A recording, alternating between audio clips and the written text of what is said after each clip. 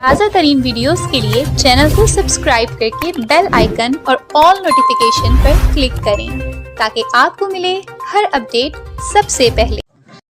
NA88 سے پاکستان مسلم league نون کے امیدوار بیرسٹر ملک معظم شیر کلو اور PP83 سے پاکستان مسلم لیگ نون کے امیدوار سردار علی حسین خان بلوچ نے کہا ہے کہ انشاءاللہ 8 فروری کا سورج ہماری شاندار کامیابی کی نوید لے کر طلوع ہوگا اور ہم عوامی قوت سے برسر اقتدار آ کر عوامی امنگوں کی ترجمانی کے لیے بھرپور کردار ادا کریں گے۔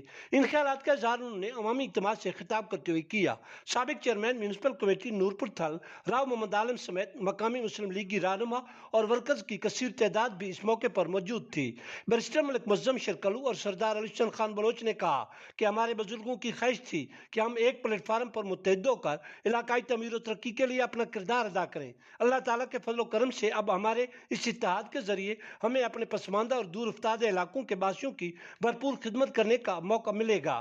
اس موقع پر معروف مسلم لیگی رہنماؤں ملک حاجی اعجاز حسین برہان اور ملک شہباز حسین برہان نے علاقائی روایت کے مطابق بیرسٹر ملک معظم شیر کلو اور سردار علی حسین خان بلوچ کو پگڑیاں بھی بندھوائیں۔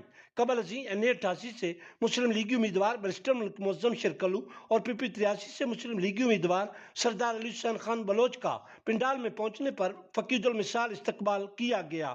اس موقع پر جلسہ کی نقابت کے فرائض سرائیکی شہر غلام عباس تسکین نے سر انجام دیے۔